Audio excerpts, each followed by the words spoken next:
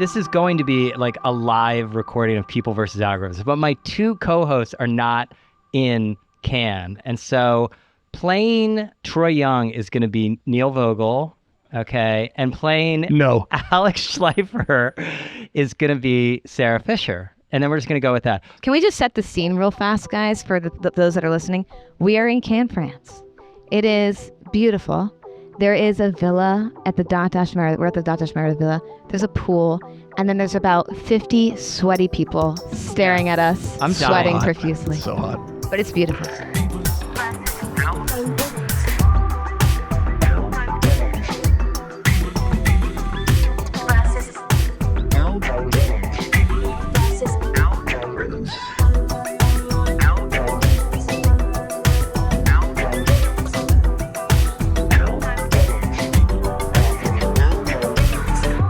Thank you, everyone, for coming. I know it was very hot to get up here. And so if anyone wants to get in the pool later, feel free. Really. There you go. Paul's going. Paul was checking out the temperature of the pool earlier. I saw you leaning down. But before we start, I have I always like to ask people for, some Cannes stories. So I have to tell you my Cannes story from last night because I had a networking dinner that I was doing with a client, I might add. And, I didn't pay attention when we were booking the place. We booked Baoli, and apparently I got the DJ table at Baoli. I don't know if any of you have been to Baoli. It's not really the best place to be discussing the sort of alternative identifiers or Google Zero or any of that. And so we were in a club restaurant for a good 4 hours last night, and at the very least, it was an unforgettable Cannes experience. But I'm excited for this conversation that we're going to have. Basically, we're at the end of the week. I want it to be optimistic. I know Neil is always telling me I'm negative. He once sent me an email that just said, "You're one negative dude," with no punctuation, which is always a power move, No subject and you're one negative dude, no punctuation. Accurate. But I want to be positive because I think we all want to have a sustainable media ecosystem. And I think the question is, I'd been joking with John Roberts from Dotdash here about this. And what was it? It was the gnome. It's the underpants gnome. So it was step one, collect all the underpants. Step three is profit. Step two is a big question mark. We are firmly in the question mark phase of these things. Before I came here, I was talking with someone. I'll anonymize this person who's in the tech industry, would then come into media. And I think the last words he had for me was the eyeball economy is dead. And so basically his point was, Neil's shaking his head for those listening. Everyone makes grand pronouncements. They're so fucking stupid. Okay, let me continue. Recording. Let me continue with the grand pronouncement. Basically, the point was that it's basically like, the car and the Model T that, you needed to put roads in and then, because people are on the roads, you put billboards in. But now we basically, with AI, we're going to have flying cars. So what's going to happen to the billboards? And so the point was, what is going to come after, not just the page economy, but also, the display ad economy? What is going to happen to this? So I want to start off, first we're going to start with Sara, right? So where you're every day in this, reporting on this industry, paint me, because I'm a negative dude, paint me a positive picture of how this is going to turn out for the best. Okay, well, give me a best case scenario. There have been a lot of crappy freeloaders, and they're going to get wiped out. So that's good.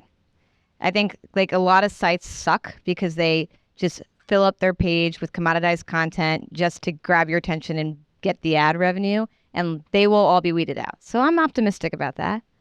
And then I think for everybody else that's legit and has really valuable content, they're just going to find other ways to monetize it, like licensing revenue or subscriptions or events or what have you. And if you have really legit content and you can't figure it out how to monetize it, then I don't feel bad for you because there's a million ways that you can do it. Concur. But Neil, just give me 3 years from now. Paint me a picture 3 years from now, because there's a lot in flux right now. What does your business look like? I have no idea. I don't know. Isn't that no, it's not. We talk about this all the time. The great tragedy of media is how it covers media. Everyone is like Hey now. Well, yeah, navel seriously. gazing. 2 against 1, Neil. All, What are you all doing? people can talk about are the same 7 companies that have terrible business models, and people have confused it with this being a bad business. It's not. For the last 100 years, if you have brands that people care about, you make content that is necessary to somebody, essential to somebody, important to somebody, you can build great audiences, and then you can make money any number of ways, and you will be fine. I have no idea what tactics anyone is going to use in 3 years. And anyone who, the 80% of the people who sit on stage and tell you what tactics someone's going to use in 3 years, they're idiots. They're dumb. They're looking for a ride here because they're getting a ride here. That's not the future of media. The future of media is if you make something valuable to an audience that is loyal to you, you will be fine. But as a media company, you are not entitled to your audience. You're not entitled to make assets that people don't want anymore because you want to make them. You have to go to where your audience is and you have to make what they want. And if your brands don't serve that, you have a problem. Get other brands, evolve your brands, do something. But like the question, even asking that question is like the entitlement of media. You don't deserve, we have no right for that to expect an audience in 3 years. You have to go get it. Thank you and good night. So in Okay. 3 years, everyone's Neil's just TED hustling. Talk. Yeah. No, but it's true. It's true. Go on, Sarah. No, I just think that what Neil's saying, like, we don't know what's happening. All we know is that we'll have to hustle even harder. And I'm hopeful that it'll be even more rewarding for those that crush it and can succeed. But I think back 3 years before this time, there's no way we were talking about AI. No. We weren't talking about chatbots. There's so many different things that we had no idea were coming. So I'm with Neil that we can't make grand predictions about tactical things, like what type of revenue models and what types of products will be there. I just think the only thing that you control is your attitude. And we talk about this all the time. You can't be precious. You can't be sentimental. You can't be wed to the way things were done in the past. You just have to be like pumped about the journey, enjoy the journey, and then you will survive and eventually get to the destination. The same things, I've been coming here off and on for like the last 20, 25 years. The same things have been dying for 25 years. The cause has been different. First, it was the internet. Then it was mobile's going to kill. Then it was this, then it was that. And the people who've been smart and thoughtful are still here. The mix of who's here is bonkers, is totally different. But the people who are here are the people who've been resilient, who've understood their real value to human beings and run in that direction. And that's the only way to do this. Right.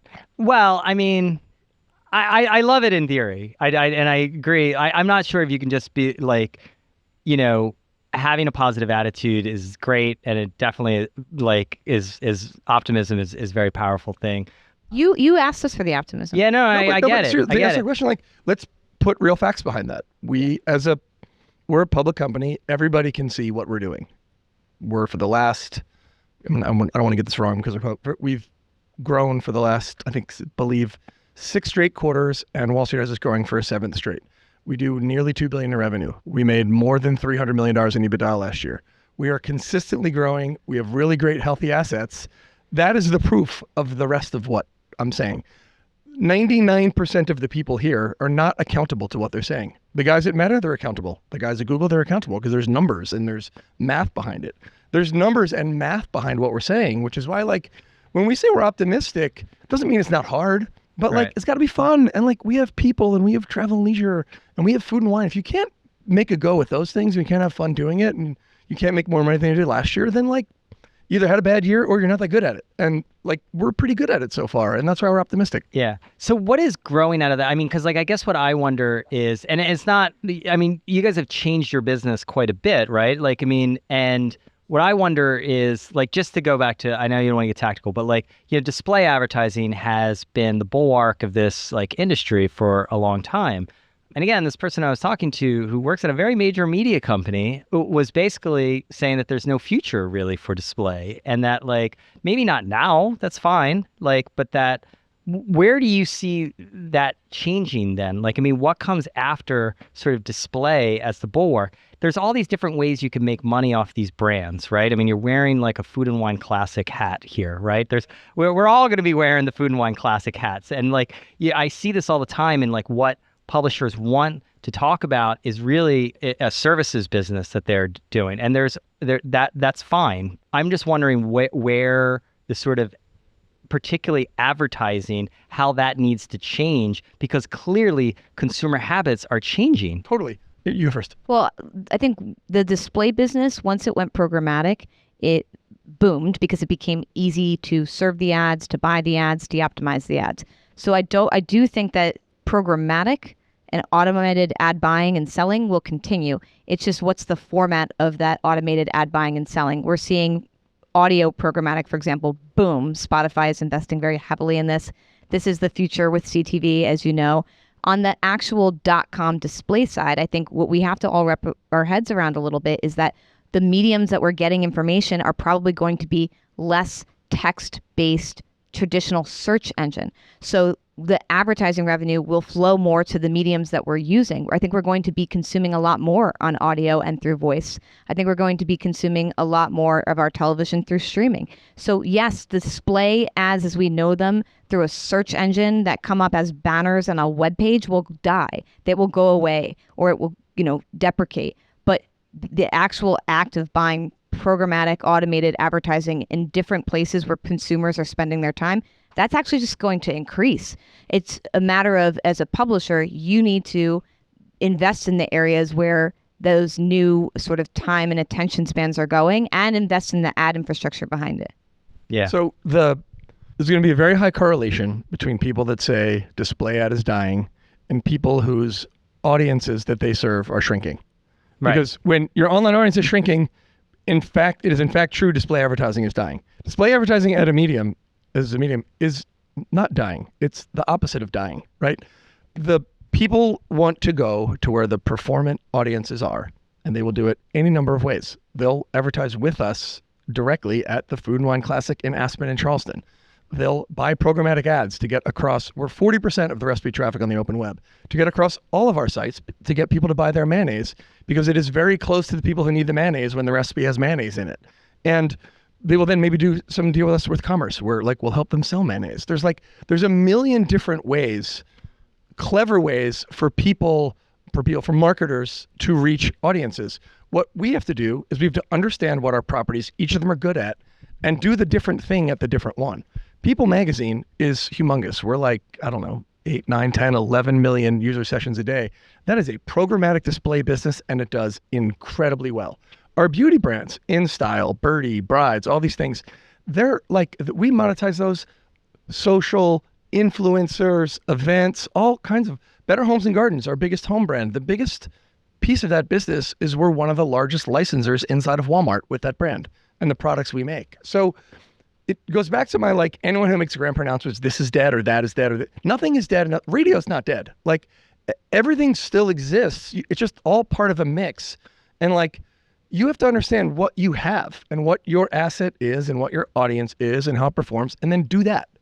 A quick thing I want to add on sort of where does the display ad revenue go? I also think search is just diversifying so much. So it used to be that display ads were analogous to mostly Google search results. Now, if people are searching on TikTok, maybe it's brands sponsoring influencers in response to some search results. If you are searching for product on Amazon, it's a sponsored product type of advertising format. So I think as search diversifies, the ad formats will diversify too with it. Do you think that just the experience of AI will end up changing the format of advertising? Yeah. Because I just think as it becomes more conversational, and that's the part I find interesting, is the ad formats will need to change. There have to be more personalized for sure. Like John Roberts from Dotdash Meredith, who is here, we talked about this all the time. It can't be one to many, it's got to be one to one. And the advertising needs to be able to meet the consumer directly head on with their inquiry and their intent in a way that has never been more specific without being creepy. But because we have better contextual targeting models, that's an actual possibility. So what do I mean by that?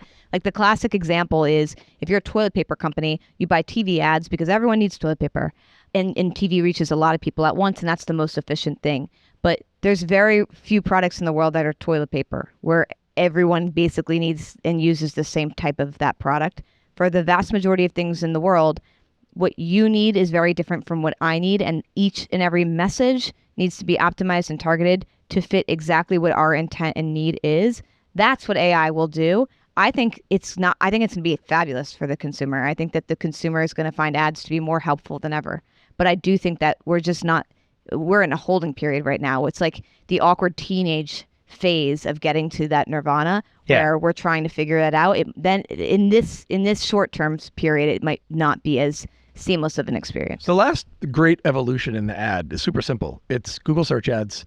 And then the ability, one home run of internet advertising. It's the everything else in advertising. It's just a different version of something that was done prior. Maybe we do a very clever targeting thing, right? It's called Decipher, intent-based contextual targeting. We know what people want to do. You don't need cookies. Like, it's great. It really works. It's not fundamentally new though. It's just like basically what magazines did in 1950, where if you're like reading Food and Wine in 1960, we can target you based on your intent to cook. Yeah.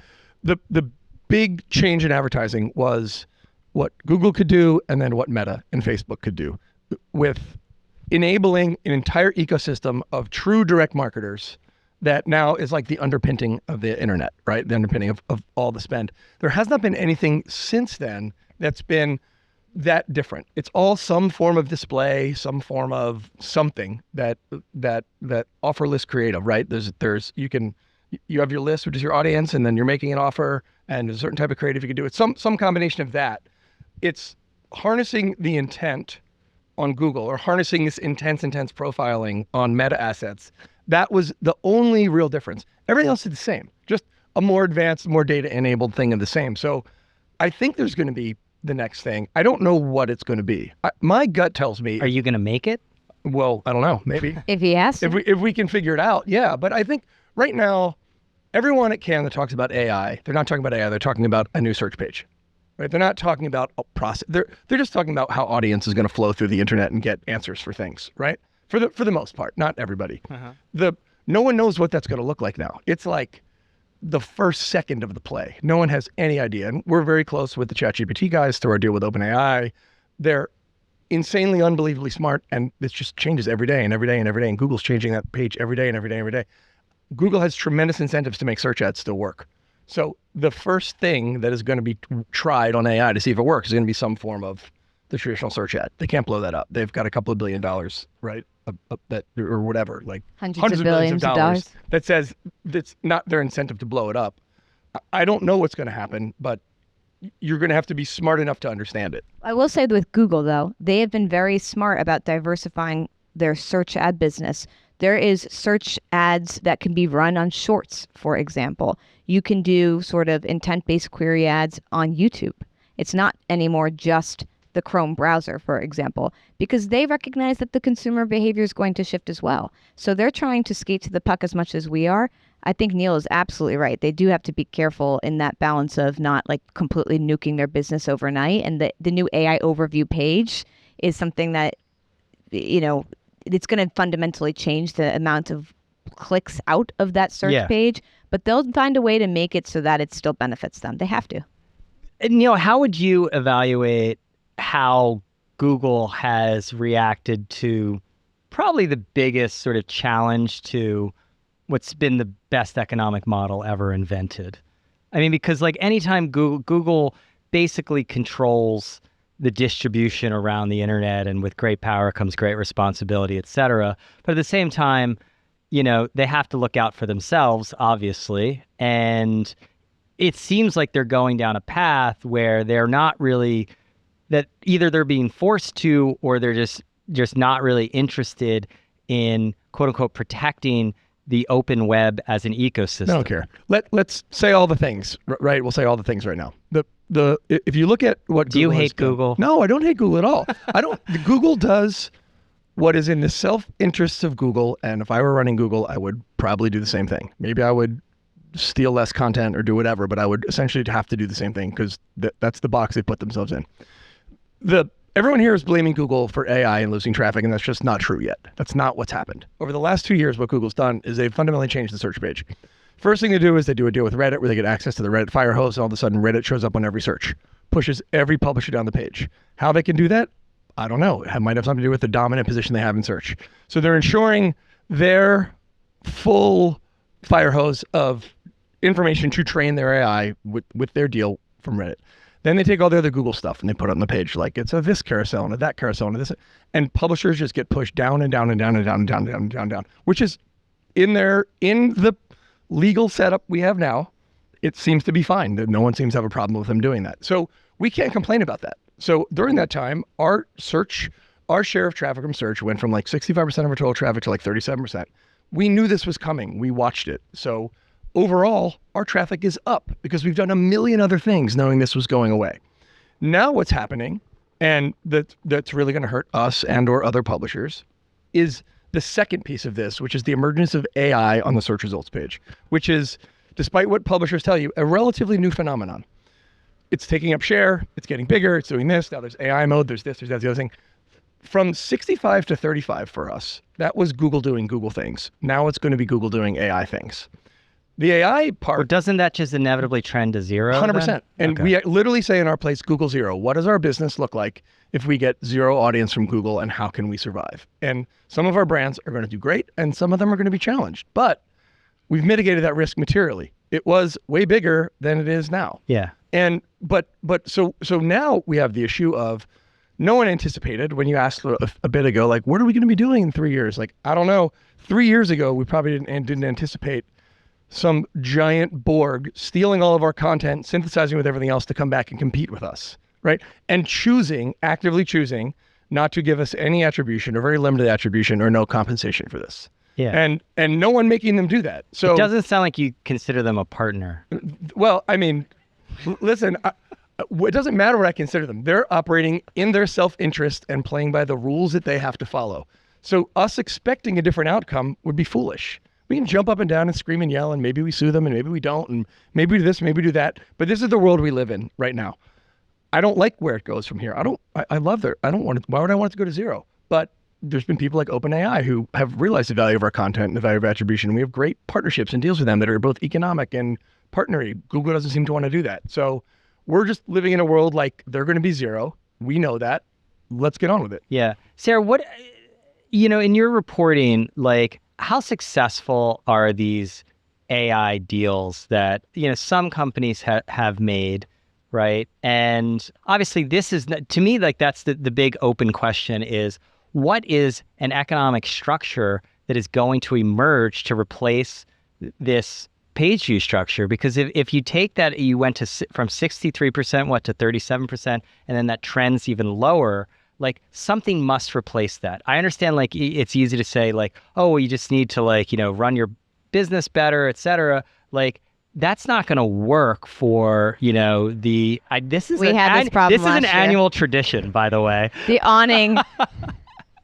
Okay, a couple things. I'm so happy this is not video. I'm so sweaty. Oh my God, same. It's disgusting. Quick thing on the Reddit. I interviewed Steve Huffman earlier this week, and I asked him that question head on. They will push back vehemently and say, like, oh, our Google deal is not why we're up in search. Like, people are just organically, it's searching for Reddit. Complete coincidence. So I'm just flagging that. But okay, so in the beginning, these were really bad deals that I was covering because they were mostly covering training, I'm going to give you some dollars to train off your content. You idiots! They already trained. They already copied everything. Okay, so they were buying like a press release. Yes, okay. Those deals were really bad and really stupid. But what has changed is that publishers wisened up, and they're now striking deals that give them, monetization opportunity and licensing around all areas of the AI supply chain, the input, the output, everything. And so these deals, we call them RAG deals. Yep. They're like, real-time access to real-time content. Those, I think, are much more sustainable and powerful. I think your deal, Neil, has RAG involved. You don't have to confirm or deny that. I assume it does. But basically, what a publisher's value is that it's publishing content that is updated and in real time so that if a user has a certain query, they can trust that it is still valid. When Neil took over Dotdash, he invested like tens of millions of dollars just quality content, but updating it so that it was still useful. These AI companies need the same thing. They need the updated content. So that's number one. Like the publisher deals are getting better and more sustainable because they include the outputs and they include access to the real-time content. And number two, I think publishers have a different view. In the beginning, I think everyone was so stressed coming out of the pandemic era ad volatility that they were just like, money. Now it's a little bit different, is they're starting to see value in these deals outside of just dollars. Jess Sibley, who we just had on our stage a few moments ago, Joe Marchese and I did an event together with her. She said, I asked her about the monetization thing, and she's like, monetization is not the only thing I care about. She's like, I care about experimentation. I care about how I can learn from them to implement their tools and put them on my sites and make my sites better, have better content and have more engagement. So long answer to your short question is, the deals are getting smarter. Are they going to be enough to like long-term offset this sort of search ad drought? It depends on what kind of ecosystem we create. If we can really create, we had a friend that just said this, Matthew Prince, if we can really create scarcity and create a world in which the AI platforms have to do an equitable, fair trade, then yes, there is a future. And is that possible? It'll be hard, but it's not impossible. But like I said before, we're in this unknown middle ground area where we're not there yet. And that's why you have to be real smart about how you structure your deal. For this, do you want to explain like what because Cloudflare's been talking about this turning off the internet thing, and they're uniquely positioned as a CDN, as a choke point. And most of the choke points in digital media are controlled by, a few companies that we all know that are giant. Think about this. Remember piracy, right? You could go after the actual individual who, illegally downloaded or illegally uploaded the film that they took on their camera from a movie theater, or you could go after the ISP. I think in the AI world with IP, it's a very similar situation. You can go after the, individual AI companies, but the problem is, even though we talk about Anthropic and Claude and OpenAI, there's actually hundreds of thousands of AI companies that do all this type of stuff and AI startups that are leveraging IP in different ways. So what I think the industry is evolving to understand is, one, you can't go after the user, right? I don't know did anyone see the Disney and NBC suing Midjourney? Okay, so Disney and NBC sued an image generation AI company, generative AI company. Like, they're pretty explicit about the fact that they're not going to sue some rando who uses an AI platform to create an unauthorized version of Mickey and prints it on a t-shirt, right? They know they have to go at the platform level. But to solve this problem, basically what the cloud servers are saying is, I don't think it's enough to go at the platform level. I think you need to go even bigger at the cloud serving level. And that's where you have to cut off the scraping. And so their basic idea is they're going to block the crawlers at the CDN. Yes. It's going to be default off, meaning that the internet becomes basically free for users, but paid for bots, and that then publishers will whitelist their friendly bots. No, not even that yet. Just free for users, not access for bots. Like, everyone's making this jump. Everyone is making this jump. You need a marketplace eventually to create economics. Correct, but you don't need a marketplace at first. You need leverage first. Then you can figure out the marketplace. Anyone trying to figure out a marketplace before we have leverage, it's not interesting, not to me. Yeah. If you can turn off the crawlers at that level and enough people make their own independent decisions, no coordination between us, that they don't want people crawling their content, then maybe people like us have some more leverage.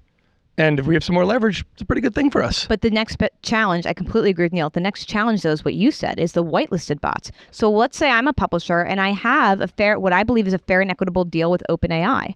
So you need to make sure that CDN, the cloud provider, is not blocking a crawler from a partner that I have struck a deal with to my site. And that nuance is what's going to be like critical moving forward, because the publishers don't want to stop making deals directly. They're going to still want those deals, but the deals will become ineffective if we can't get that nuance. But just an on-off switch. Like, we have a great deal with OpenAI. They can get through. No one else is getting through. Maybe we probably let Google through because of their position in the market. We don't have a choice because we can't get knocked out of whatever economics they might do, which is say what you want about that says about Google's market power. But everybody else is blocked. Yeah. Okay, so I'm just wondering, like, what do you think about the idea? Because there's others who are trying to create marketplaces, right? That they're, the toll bits and maybe pro rata, like, tough. I don't know if those models are going to work. I don't have any opinion yet on the models because there is no model until we get leverage. And let's figure out how we get leverage first, and then we can connect it to some sort of model. I want to be optimistic, but publishers have not had leverage since, like, the beginning of the internet. So how do they... Publishers working together. Exactly. So why would any of these guys work if we have no leverage? Like, we got to get some. On the two-sided marketplace thing, as I've covered Tollbit, I've covered a little bit of what Vox Corp is trying to do, ProRata.ai is trying to do this. I think the big challenge is actually not getting the publisher buy-in, it's getting the AI platforms to buy in. Like we were just saying, the reason that us not having leverage means we can't get them to join our two-sided marketplace. So the idea itself isn't bad, but it will never work until the AI companies embrace it. That's where they're all getting stuck. Totally. We have a one-sided non-marketplace right now. Correct. Where people come, take our stuff, and then compete with us with it. Any number of people. That's the market right now. Mm-hmm. And it's not a market. So we got to try and make it a market. You know, to your question about what are you optimistic about? The only answer there is I'm optimistic that one day we will be able to have leverage, but we are just not there. Yeah. Again, I don't want to get like too far down that AI rabbit hole because all of this is happening. Again, I still say that if you're own intellectual property in some way, your brand's based on intellectual property in some way, and your brands are still essential and they're still unique and they're still important and people still have an emotional connection with them, you'll be fine in this world too. People Magazine is going to be totally fine in an AI world. Entertainment Weekly, totally fine. InStyle, totally fine. Like all these businesses we have. All recipes, totally fine. So why we can debate this. I can't do this again. Why not? I like it. Totally it's not fine. copyright. You can't copyright. They're not stealing your content. You can't copyright recipes. You can't AI. Well, you can, but that's a whole nother hour-long conversation. Right now, AI. Neil's very sensitive about his recipes. I always ask about the recipes. There are a lot of ways to make I can't do this again. I can't do it again. Just suffice it to say, those are going to be fine. Better Homes and Gardens is going to be fine. But we have other properties that might not be fine. Like we got other properties that are challenged. Like to be honest, Investopedia, way more challenged. It's a reference-y site. It has a lot of finance news. It has lots of other stuff. But like, it doesn't have the same kind of resonance. It's a very, very small brand for us, to be clear. We love it, but it's small. But our biggest brands are going to continue to grow and thrive. And then we have to be very careful about our other brands that may not do as well. I've been told like doing attribution with AI is really difficult. Really hard. And so even if like you could get some kind of, economic system where you would be compensated, it's really difficult to even tell, particularly in a lot of types of content, whose content was truly used. Not that hard. If you use ChatGPT, there's the little attribution. It's like a tiny little oval and shaded out, and like our name might be in it. Like it's in there. I think the AI companies want us to believe that it's hard to do because that is what absolves them of the responsibility of paying people out.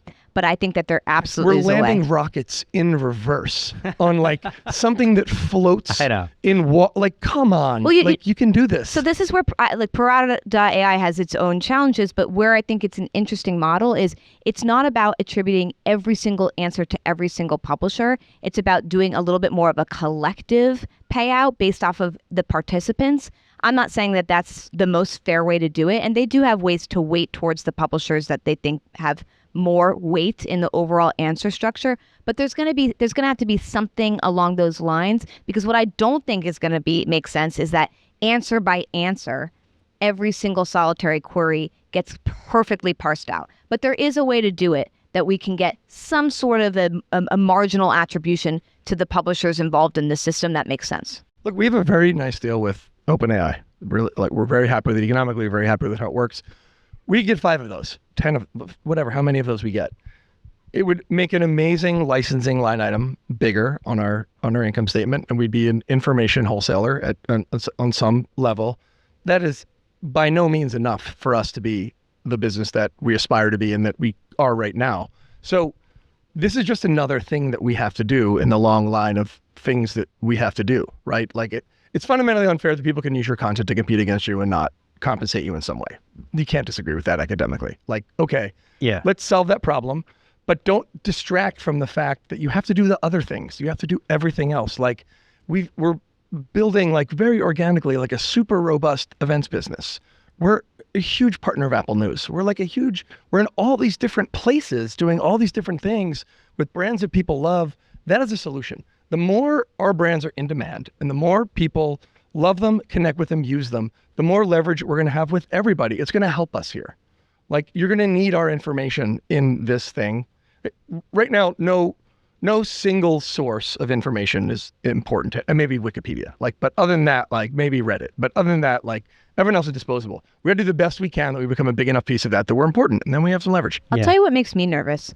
I'm watching all publishers recognize, okay, we need to skate away from the Google search problem and invest in something else.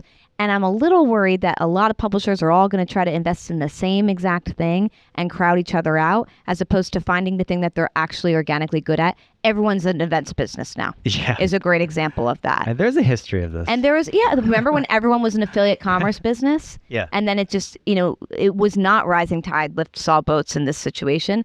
I think publishers have to do a good job of uniquely understanding what they do best. I think Ryan Pauly is here from Vox Media. I don't know where you are. Hi, Pauly. But Vox has been very smart about building a podcast network. That is their thing. That is and by the way, they've de-invested on the things that don't work as well. Podcast network. Figuring out what is the thing that you do very well is going to be very critical, because just nobody can do everything at once. But what I'm seeing is this trend of everyone is sort of building up the businesses that they think, okay, this is what we should do next. I don't think that's going to work for everyone. I have a question for you, Sarah, because Neil's not going to answer it. A few years ago, there was this idea, I think Goldberg started it, that publishers needed to get bigger, that there was going to be this consolidation took place. And I think Brian thought he was going to be the consolidator.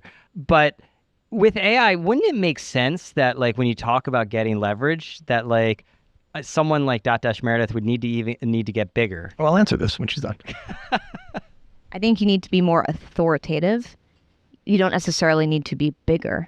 I think AI is going to be biased towards pulling the most informative answers to user queries. There is a question of whether or not everybody sort of does a race to the bottom, like we did in search, about just publishing content to address what are going to be common user queries. That is a little bit of a problem. I think that there's going to be people who try to play that game, but I think that's a race to the bottom. I think where you're going to have the most value with AI is, are you the best authority on a particular topic? Then you will be much more frequently cited and compensated than somebody who is just kind of trying to game the system and answer what time is the Super Bowl for every little thing. That'll be so commoditized. I can't really imagine how you'd have to be committed to that Ponzi scheme, if you will. Neil, don't I'll you answer think this get in bigger? nothing to do with AI. If you look at media right now, there aren't two Pinterests, there's one. There aren't two Instagrams, there's one. There aren't two Googles, there's one. We're the biggest publisher, right? But we're not one. I think in the long term someone's phone's ringing. In the long term, for this to work, I think publishing as a category is going to effectively be a one, because you're going to need, you cannot have too much scale if it's quality scale.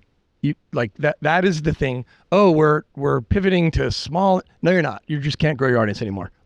You as big as you can get quality audiences, you can monetize those audiences. The trick is maintaining the quality. But I do think going forward, in terms of capabilities with AI, capabilities with ad tech, capabilities with content creation, capabilities with all the new products and new assets we have to do, capabilities with literally reinventing how the page looks on the actual internet, all that stuff, advantages accrue to those with size and scale. And I think in the future of how this works, I think you're going to have to see, I don't know if it's necessarily going to be consolidation or just lots and lots of growth among the one or two biggest people in this space that end up, they're the publisher. They're Pinterest, they're Snapchat. They're you're going to have to be one of them. Okay, so that's a yes. It's I mean, I'm not sure what we buy or what's for sale, but we would like to look. We're looking at all of these things, and we've been pretty public about it. We're looking at, for our Decipher product, we're looking at a bunch of ad tech stuff that's interesting. That can help accelerate our ability to use our data to target the rest of the web. We're looking at, we'll always look at smart brands that we like to increase our scale. For instance, if Decipher, if instead of you've got a ton of properties, how many properties you guys have now? 40 brands, but okay. 19 we call core, but 40. Okay, so let's say you have 120 brands. We don't need 120. You need 10 or 15 big ones. But I also think there's a world where, my company, we are one brand. We're a bunch of micro brands. At the national level, we cover different topics, and at the local level, we're in 34 cities. I think we just need to be the most authoritative in each city. For us, we need to be the most authoritative in each vertical, and we don't need to be the biggest team or the biggest outlet. We just need to know that the content needs to be so good. We need to break news so well that the AI companies want to and need to rely on our content, especially in real time. Like, I'm very excited about being a scoopy reporter in the AI era, because if we have these real-time deals, people are going to want the story that breaks first. So I don't know that for everybody's. I can see exactly what Neil's saying. More for art, like, we're giant consumer categories. This applies to us. Yeah. This doesn't apply to the information. And I'm a little baby B2B. Yeah. So it's a little bit different. But you know what's kind of exciting about this is that we both, there's opportunities for both of us. You just got to play it right. There's a path for everyone.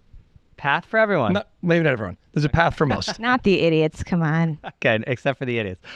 Let's leave it there. Anyone have any questions? We're going to take a couple questions. Anyone else? Brian, you want to talk? Remember, like, years ago, you were saying that there's going to be massive consolidation. Isn't the time? Well, this maybe is Brian not. Goldberg. How many brands do you have in theory? 27 or something? Brian, you got to pay attention. We just said that. No, I want you to do more of like a statement, because you've like lived through this. I mean, Brian like built Bustle, and before that, Bleacher Report. I think Neil's directionally correct. I mean, any publisher that survived the last 3 years has made it through the gauntlet, so to speak. Like, every single publisher who's still alive is in much better shape today than they were 1 year, 2 years, 3 years ago. So if you made it this far, congratulations. You're probably let go of every non-critical person in your company. You probably... Okay, so the hair's growing back again. Like, Yeah, I mean, we know it's going to be tough. I mean, the farewell Zerk moment wasn't good for publishers, because we had to go get profitable real fast. It was something everyone else has. It's venture-backed had to do, just faster, quicker, with much less to save for them. But, so you can either get to ultra scale like Neil or cut a lot of costs. But I think that most companies have done it at this point. Like, every single company, every one of the 6 or 7 publishers who matter, who remains, is doing much better in 2025 than they were in 2023. I see Joe Marchese has something to say over Joe. If you do want the hopeful, though, is that advertising is kind of stop being advertising. It's just seeking credit for commerce. Like, most of the ad tech is just looking for, it's called retail media, just seeking credit for commerce. Really advertising. In a reset, for the first time, all those dollars are going to get re-expressed somewhere. And I don't know what advertising looks like on the other side of AI, but it will gravitate towards. We like retail media money. No, it's everyone is between us and our audience and us and our money. It's another person between us and our money, but we don't do news, we don't do sports, we don't do politics. All of our stuff is super, super intent driven and performant. So when the retail media networks have more money they can spend across their own assets, which is now all of them, and that's measured in billions and billions and billions and billions of dollars, it comes right to us. And it's great, because it's actually making the market better, because we have great brands and our inventory really performs and our ads really perform. We're very good at that. And they're great partners for us. So that is an example, like, that is a reshuffling of the market that is advantageous to us if you're just paying attention. And if I'm not optimistic, like, what am I doing? I've been doing this for so long. It would be awful. Like, you got to be optimistic. And there are pockets of this, and some of the pockets are huge. The retail media network pocket is giant. Like, there are pockets of good everywhere. You just have to find it. And there's always going to be bad and difficult, and there's always going to be good. And the good has got to accelerate before more than the bad decelerates. And that's the exercise, the full-time exercise. Yeah, Can I tell you what I'm optimistic about? As a reporter, there's all these things that I'm always telling myself, if I had the time, I would be so much scoopier. So let me give you an example. Do you remember earlier this year, everyone changed their DEI policies? Every single company that did that put the new policies on these remote, sometimes publicly accessible, sometimes only employee accessible websites. And that's how a lot of people started to catch on that these changes were happening. It wasn't always like a company put out a statement that they were changing their DEI policies. If I can start to use AI to program bots to scrape those pages, I'm going to know about every filing, every DEI change before everybody else. I'm going to be able to sift through data and find patterns better than I've ever been able to before. I will be a much scoopier reporter. And if I'm a scoopier reporter, then I'm going to have so much more value to the LLMs. So I'm very excited about that. Here's where there's a thing I'm not excited about. Knowing how to use AI and being good at it is a chore like anything else. You have to practice it, you have to download it, you have to be embedded in it, and you have to care. And I deeply do care, but that is something that requires time. And every single reporter in every single newsroom has to start investing that time. That is where I think we're going to get a little bit tripped up. But if you're willing to invest the time, you're going to be fire. And I'm excited about that. All right. Let's leave it there. Thank you all for coming. Appreciate it. Thank you. Fire. That's it for this episode of People vs. Algorithms, where each week we uncover patterns shaping media, culture, and technology. Big thanks, as always, to our producer, Vanya Arsenov.